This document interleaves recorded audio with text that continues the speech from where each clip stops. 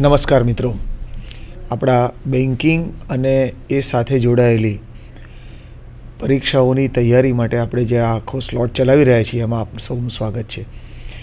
Last વીકની અંદર આપણે આ સ્લોટની અંદર આપણા લેક્ચરમાં છેલ્લે જે ચર્ચા કરી હતી તે કે વિશ્વની અંદર 2011ના વર્ષ દરમિયાન જે સાયન્ટિફિક રિસર્ચ થયા છે એમાંના જે 10 સૌથી મહત્ત્વના છે કે જે માનવજાતને પોઝિટિવલી ઇફેક્ટ કરે એવા છે, એમાંના કેટલાક રિસર્ચની આપણે ચર્ચા કરેલી. જ્યાં અટક્યા હતા ત્યાંથી આપણે આજે આગળ જઈએ છીએ. એ ઉપરાંત કેટલાક ઇકોનોમિક્સ સાથે જોડાયેલા કેટલાક લેટેસ્ટ ફિગર્સ અથવા આંકડાઓ આપણી પાસે ઉપલબ્ધ છે, એની પણ ચર્ચા કરીશું.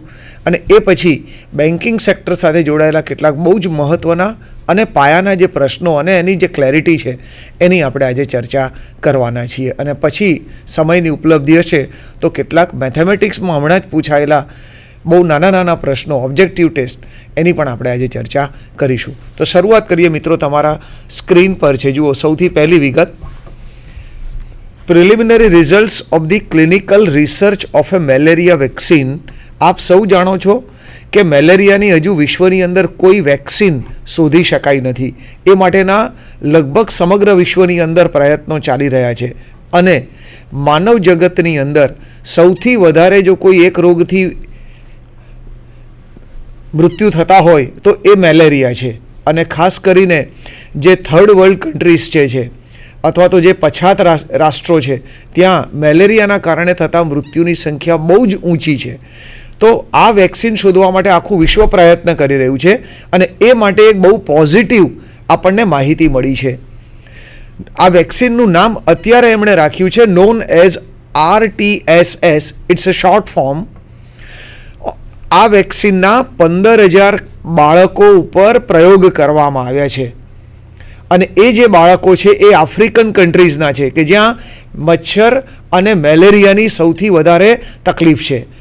ત્યાંના વિસ્તારોના 15,000 બાળકો ઉપર આ વેક્સિનના ટેસ્ટ કરવામાં આવ્યા છે અને બહુ જ પોઝિટિવ રિઝલ્ટ્સ આપણને મળ્યા છે. તો એ વિગત આગળ તમારા સ્ક્રીન પર છે, જુઓ. It was tested on more than 15,000 children of 7 African countries કે જ્યાં સૌથી મોટી અસર છે આ મેલેરિયાની. Assured malaria researchers some hope in discovering a malaria vaccine. એના કેટલાક પોઝિટિવ રિઝલ્ટ્સ જોવા મળ્યા છે. તો જે લોકો આ સંશોધન સાથે જોડાયેલા છે એમના માટે એક આ આશાનું કિરણ બની રહ્યું છે કે આ દિશાની અંદર આપણે આગળ જઈએ તો આપણને ચોક્કસ મેલેરિયાની રસી અથવા વેક્સિન આપણને મળી શકે તેમ છે. તો આ બહુ જ મોટા અને પોઝિટિવ સમાચાર છે. બીજી વિગત તમારા સ્ક્રીન પર છે, જુઓ. Announcement made by the central government on 7th February 2012. થોડાક જ દિવસ પહેલાં કેન્દ્ર સરકારના એક ડિપાર્ટમેન્ટ દ્વારા આ આંકડા બહાર પાડવામાં આવ્યા છે. સૌથી પહેલી અને મહત્ત્વની વિગત કે વિશ્વની અંદર GDP, ગ્રોસ ડોમેસ્ટિક પ્રોડક્શન અથવા કાચી રાષ્ટ્રીય પેદાશની અંદર ચીન is number 1 and India is suppose two number 2. આપણે ડબલ ડિજિટની અંદર એટલે કે 10% કે તેથી વધારે GDP ગ્રોથ કરી રહ્યા હતા. અને આ વર્ષનું જ્યારે એટલે કે વર્ષ 2011-12નું જ્યારે બજેટ રજૂ કરવામાં આવ્યું ત્યારે GDP ગ્રોથનું એક્સપેક્ટેશન અથવા એનો અંદાજ 9% કે તેથી વધારે 0.5% વધારે એવો એક અંદાજ બાંધવામાં આવ્યો હતો જ્યારે અંદાજપત્ર રજૂ કરવામાં આવ્યું ત્યારે. પણ ફેબ્રુઆરી 7ના રોજ આ અંદાજની અંદર રિવિઝન કરવામાં આવ્યું છે અને એ હવે ઘટાડીને 7% કરતાં પણ નીચે GDP ગ્રોથ આપણો રહેશે. એક્ઝેક્ટલી કહેવું હોય તો 6.9% આપણો GDP ગ્રોથ રહેશે એવો એક અંદાજ બાંધવામાં આવ્યો છે. અહીંયા બે બાબતો બહુ મહત્ત્વની છે કે 9% કે તેથી વધારે ગ્રોથ થવાનો હતો, એના બદલે મંદીની અસરના કારણે આ ગ્રોથ હવે 7% કરતાં નીચો રહેવાનો છે. આ એક બાબત. બીજું, ધીમે ધીમે વિશ્વનું અર્થતંત્ર ભયંકર મંદીમાંથી બહાર આવવા તરફ જઈ રહ્યું હોય એવા ચિહ્નો આપણને મળી રહ્યા છે. અને ત્રીજું મહત્ત્વનું એ કે મોંઘવારીનો જે આંક છે એ સતત વધતો જઈ રહ્યો છે. એટલે રિયલ સેન્સની અંદર આપણે ગ્રોથ કર્યો કે નહીં એની સામે એક બહુ મોટો ક્વેશ્ચન માર્ક છે. બીજી વિગત તમારા સ્ક્રીન પર છે, જુઓ. Growth pulled up by. આ ગ્રોથની અંદર જે વધારો થઈ રહ્યો છે એ કયા સેક્ટરના કારણે થઈ રહ્યો છે? Trade, that is the retail trading, hotels, transportation, communication, financial industries, real એસ્ટેટમાં આપ સૌ જાણો છો બહુ મોટો વધારો થયો છે, ઇન્સ્યોરન્સ અને બિઝનેસ સર્વિસીસ, આ સેક્ટરની અંદર જીડીપીની અંદર ગ્રોથ થઈ રહ્યો છે અથવા એનો બહુ ફાસ્ટ વિકાસ થઈ રહ્યો છે. પણ એની સામે કેટલાક સેક્ટર એવા છે કે જેની અંદર વર્ષ 2010-11ની અંદર જે પ્રોડક્શન હતું એના કરતાં ઓછું પ્રોડક્શન 11-12માં અથવા ચાલુ વર્ષ દરમિયાન થઈ રહ્યું છે. એવા જે સેક્ટર છે એની પણ વિગત છે તમારા સ્ક્રીન પર.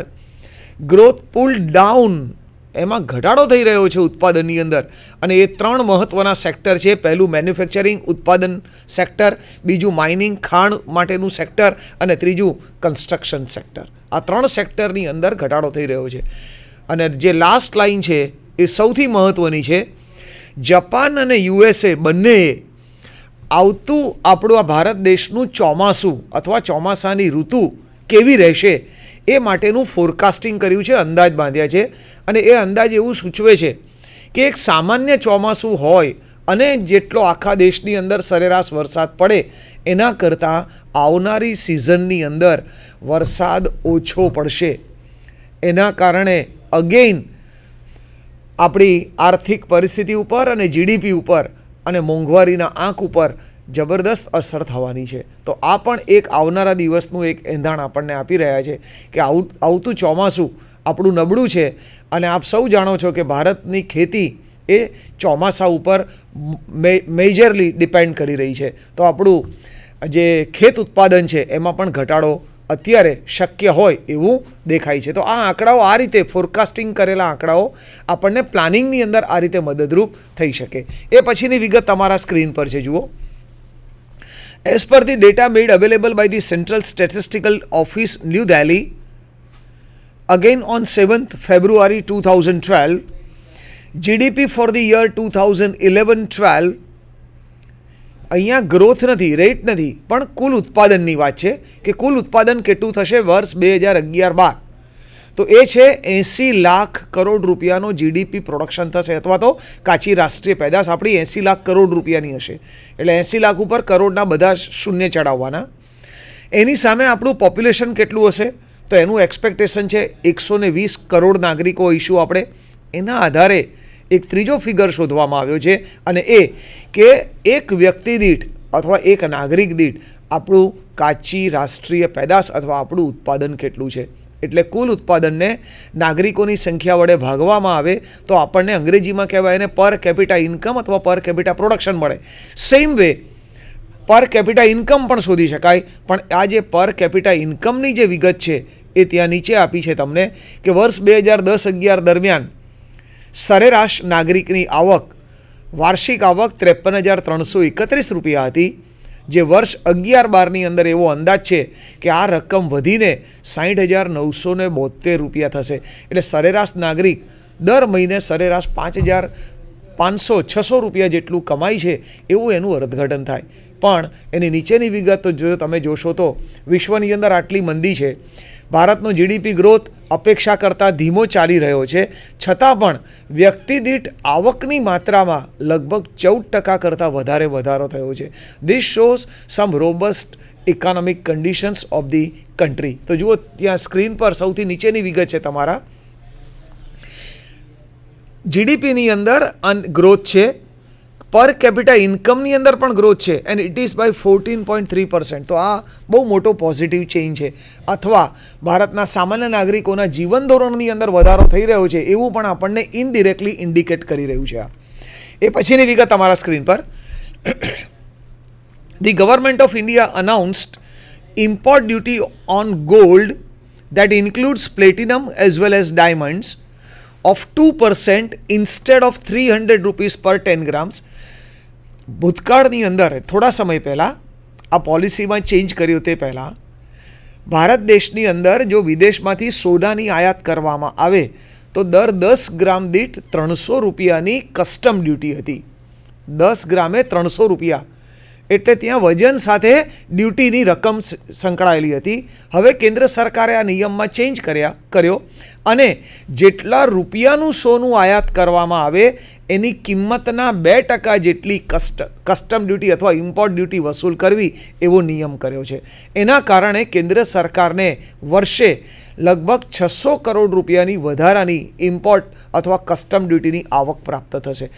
પણ એની બીજી અસર એ થાય કે ભારતમાં જે લોકો સોનાની આયાત કરે છે એમને વધુ ડ્યુટી ચૂકવવી પડશે અને એના કારણે સોનાની પડતર આપણા દેશની અંદર વધશે, જેના કારણે છેલ્લા 15 દિવસની અંદર સોનાના ભાવની અંદર ભારતની અંદર આંતરરાષ્ટ્રીય ભાવ કરતાં થોડોક વધારો થયો છે. એવું જ સિલ્વરની અંદર છે અને એ અગેન તમારા સ્ક્રીન પર છે. On silver the initial import duty was 1000 rupees પર કેજી. 1 કિલો ચાંદીની આયાત કરીએ તો 1000 રૂપિયા ડ્યુટી ભરવી પડતી હતી. અગેન આ નિયમ બદલ્યો છે અને ચાંદીની જે 1 કિલો ચાંદીની જે કિંમત હોય એ કિંમતના 0.5% હવે કસ્ટમ ડ્યુટી હવે આયાતકારે ભરવી પડશે. અગેન આના કારણે આ એક જ વર્ષ દરમિયાન એટલે વર્ષ 2011 દરમિયાન ફક્ત 2 જ મહિના બાકી હતા, ફેબ્રુઆરી અને માર્ચ. આ 2 મહિના દરમિયાન સરકારને 600 કરોડ રૂપિયાની વધારાની એક આ નાનો નિયમ ચેન્જ કરવાના કારણે આવક થશે. પણ નેક્સ્ટ ફિનાન્શિયલ યર જે આવશે 2012-13 એમાં આખા વર્ષની જો આવક ગણીએ અને આ જ દર જો આવકનો જળવાઈ રહે તો લગભગ 5,000 કરોડ રૂપિયા સરકારને આ નિયમની અંદર ફેરફાર કરવાના કારણે વધારાની આવક તરીકે પ્રાપ્ત થશે. એ પછી નીચેની વિગત તમારા સ્ક્રીન પર છે. Last part, the imports of gold is to cross 1000 tonnes during the current financial year. આ એક જ નાણાકીય વર્ષ દરમિયાન એટલે 2011-12 દરમિયાન વિશ્વમાંથી સોનાની ભારતમાં થતી આયાત એનો જે જથ્થો છે એ 1000 ટનને ક્રોસ કરી જાય એવી સ્થિતિ આજે દેખાય છે. લગભગ એ ક્રોસ કરવામાં છે. તો આપ સૌ જાણો છો કે વિશ્વની અંદર સૌથી વધારે સોનાનો વપરાશ જો કોઈ દેશ કરતો હોય તો એ ભારત છે. પણ સોનાનો વપરાશ 2 રીતે થાય છે. એક ઔદ્યોગિક હેતુ માટે થાય છે અને બીજું ઘરેલું હેતુ માટે થાય છે, દાગીના બનાવવા માટે અથવા એ માટેનો. તો ભારતની અંદર ઔદ્યોગિક વપરાશ માટેનો હેતુ અથવા તો વપરાશ બહુ ઓછી છે, પણ ઘરેલું વપરાશ માટે સોનાની જરૂરિયાત અથવા એની માંગ ખૂબ વધારે છે. અને એનું કારણ એ છે કે આપણે સામાજિક પરંપરા સાથે જોડાયેલા છીએ અને એમાં લગ્ન પ્રસંગ અને એ સિવાયના પ્રસંગોએ સોનાની ખરીદી અને સોનામાંના દાગીના બનાવવાનું અને પહેરવાનું એ આપણે ત્યાં એક રીત રિવાજના ભાગ તરીકે સ્વીકારવામાં આવેલું છે. તો વિશ્વની અંદર સૌથી વધારે સોનાની માંગ ભારતમાં છે, પણ એ ઔદ્યોગિક હેતુ માટે નથી. તો એનો ફાયદો પણ એ થાય કે ભારતના નાગરિકો પાસે ટનબંધ સોનું એ પોતાના દાગીનાઓની અંદર જળવાયેલું છે. એટલે ભારત સોનાના દૃષ્ટિકોણથી જો ગણીએ તો ભારત એ વિશ્વનો સૌથી ધનિક દેશ ગણાય, ફક્ત સોનાની વાત કરીએ તો. એ પછીની વિગત છે તમારા સ્ક્રીન પર. અગેન એ ટેબ્યુલર ફોર્મની અંદર મેં વિગત બતાવી છે. The Indian entertainment and media market. ભારતની અંદર એન્ટરટેનમેન્ટ અને મીડિયા માર્કેટ છે જે વિશ્વની અંદર પણ છે. તો એના ગ્રોથ કેવો છે? Is estimated two grow from estimated ₹668 billion rupees in 2010 to 1,040 billion rupees by 2014. 4 વર્ષના સમયગાળા દરમિયાન ભારતનો જે આ એન્ટરટેનમેન્ટ અને મીડિયા એનું જે આખું માર્કેટ છે એનો ગ્રોથ 668 બિલિયન રૂપીસમાંથી વધીને 1040 બિલિયન રૂપીસ થશે એક 5 વર્ષના સમયગાળા દરમિયાન. તો એનો બહુ ઝડપથી વિકાસ થઈ રહ્યો છે. પણ નીચે જે ટેબ્યુલર ફોર્મ છે એ બહુ જ મહત્ત્વનું છે. ત્યાં 3 ભાગની અંદર આ વિગતો વહેંચવામાં આવી છે. એન્ટરટેનમેન્ટ અને મીડિયાના 3 ભાગ પડે છે.